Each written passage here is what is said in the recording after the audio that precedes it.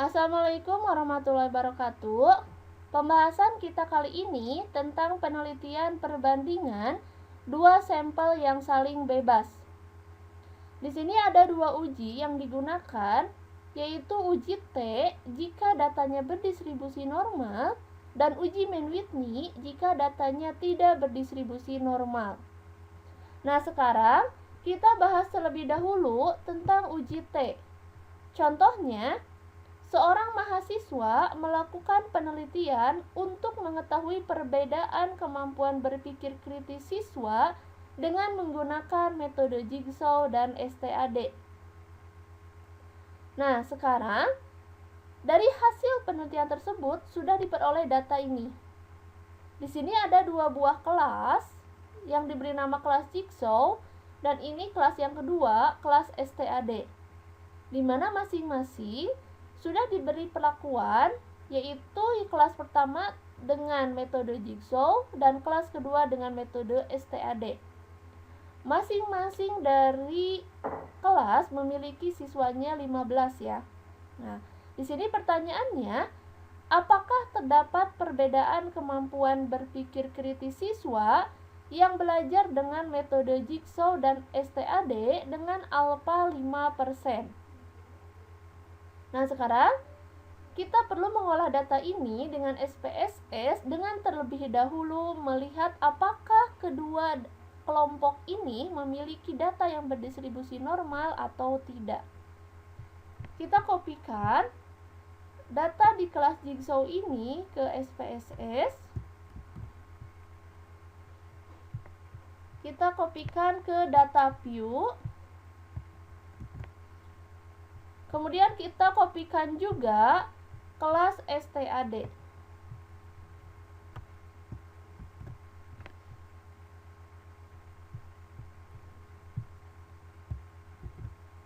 Nah, kita rubah nama variabelnya di variabel view. Ini untuk kelas pertama, ini kelas Jigsaw. Misalkan kita beri nama Jigsaw. Kemudian kelas yang kedua, STAD. Kemudian desimalnya kita buat 0. Ini juga sama, dibuat 0.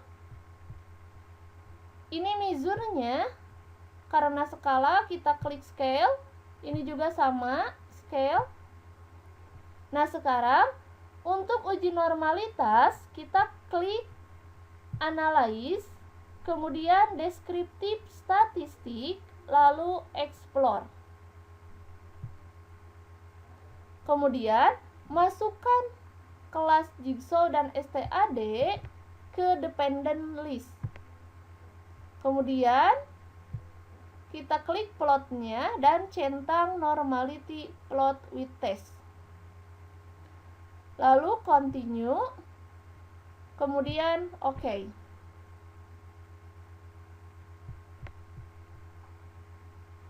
Nah, kita lihat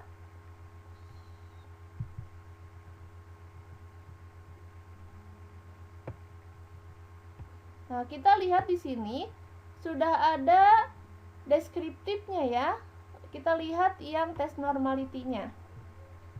Di sini di test normality kita lihat untuk kelas Jigsaw nilai statistiknya 0,915 dan STAD 0,955, DF-nya keduanya 15 dan nilai sig untuk Jigsaw 0,164 dan untuk STAD 0,601. Nah, karena kedua kelas ini memiliki nilai sig ya lebih besar dari alfa atau lebih besar dari 0,05, maka kedua data ini berdistribusi normal. Karena berdistribusi normal, kita lanjutkan ke uji T. Untuk uji T, kita rubah dulu ini menjadi bentuk kelompok. Nah, misal kita kopikan yang ini ya, kelas Jigsaw. Kita simpan di variabel yang ketiga. Kita satukan dengan STAD.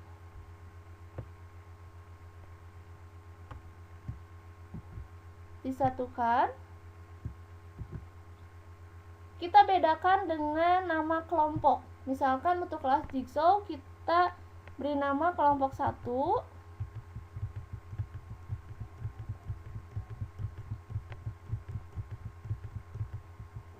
Untuk yang STAD kita beri nama kelompok 2.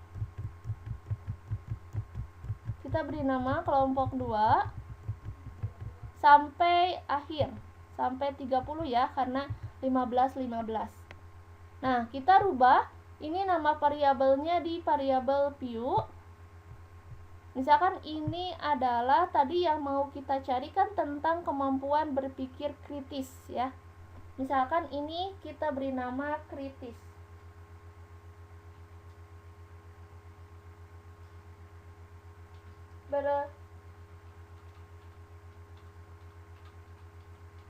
Nah, ini kita beri nama berpikir kritis.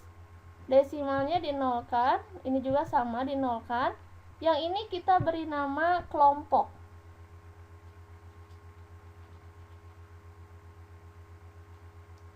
Lalu ini nilai berpikir kritis ini karena scale mizunnya berarti scale, yang data kelompok karena untuk hanya penyimbolan, 1 untuk jigsaw dan 2 untuk STAD, berarti ini datanya nominal.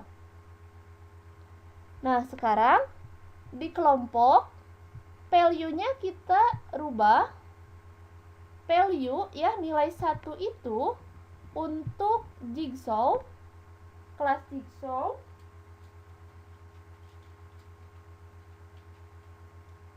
Kemudian di add. Kemudian value 2, tadi kita sudah memasukkan nilai angka 2 untuk kelas STAD. Berarti labelnya kelas STAD.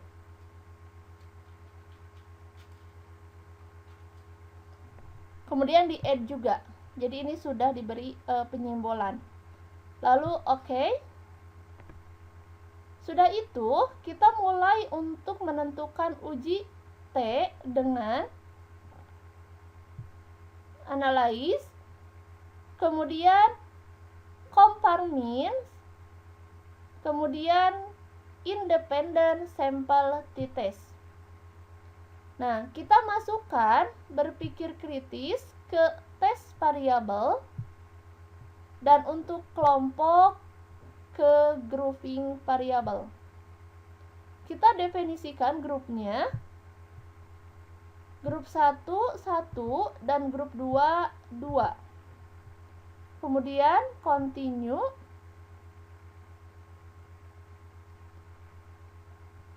Kemudian oke.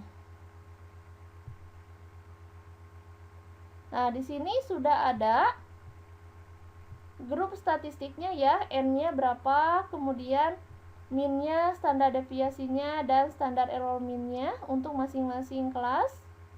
Nah, di sini kita lihat di independent sample test. Di sini untuk kemampuan berpikir kritis, ini nilai F ya, untuk homogenitas 0,087 dan nilai sig-nya 0,771. Di kolom Levene ini kita bisa menentukan apakah keduanya itu memiliki varian yang homogen, dan ternyata di sini nilai sig-nya itu 0,771, artinya lebih besar dari alfa 0,05. Berarti keduanya memiliki varians yang homogen. Lalu di sini untuk uji T-nya, nilai T-nya 3,033, DF-nya 28. Tadi ya, banyaknya data kan ada 30, dari gabungan 2 kelas dikurangi 2 ya, jadi 28. Dan ini untuk sig to tile. Kita lihat tadi pertanyaannya itu adalah apakah terdapat perbedaan kemampuan berpikir kritis siswa yang belajar dengan metode jigsaw dan STAD? Karena ini hanya melihat perbedaan, berarti ini ujinya uji dua pihak atau uji two tile. Nah, di sini nilai signya itu 0,005. Artinya kurang dari alfa atau kurang dari 0,05. Bunyi H0-nya, nah ini ya, berarti H0-nya itu tidak terdapat perbedaan kemampuan berpikir kritis siswa yang belajar dengan metode Jigsaw dan STAD. Sedangkan bunyi HA-nya terdapat perbedaan kemampuan berpikir kritis siswa yang belajar dengan metode Jigsaw dan STAD. Nah, kita lihat bahwa karena nilai sig ini kurang dari alfa atau kurang dari 0,05, maka H0-nya ditolak. Artinya HA-nya yang diterima. Maka kesimpulannya itu adalah terdapat perbedaan kemampuan berpikir kritis siswa yang belajar dengan metode Jigsaw dan STAD. Itu dengan alfa 5%. Nah, kalau misalkan yang ditanyakan tentang uji satu pihak, ya, contohnya yang kalau uji satu pihak berarti misalkan ya pertanyaannya itu, apakah kemampuan berpikir kritis siswa kelas Jigsaw lebih baik dibandingkan kelas STAD? Nah, ini berarti ujinya satu pihak.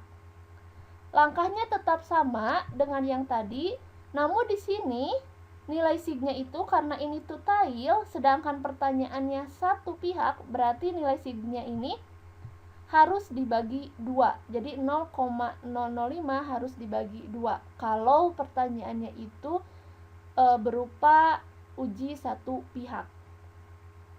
Itu ya tentang langkah-langkah menentukan uji T.